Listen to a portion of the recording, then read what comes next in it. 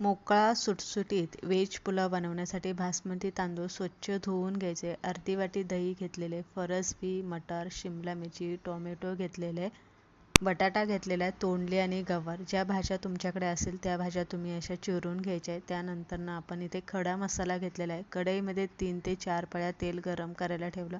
खडा मसाला घालून घ्यायचा. टोमॅटो आपल्याला परतून घ्यायचा आहे. कांदा आणि लसणाचा वापर आज आपण इथे करणार नाही आहे, कारण मार्गशीर्षचे गुरुवारचे उपवास चालू असतात आणि नैवेद्यासाठी तुम्ही असा मोकळा सुटसुटीत पुलाव करू शकता.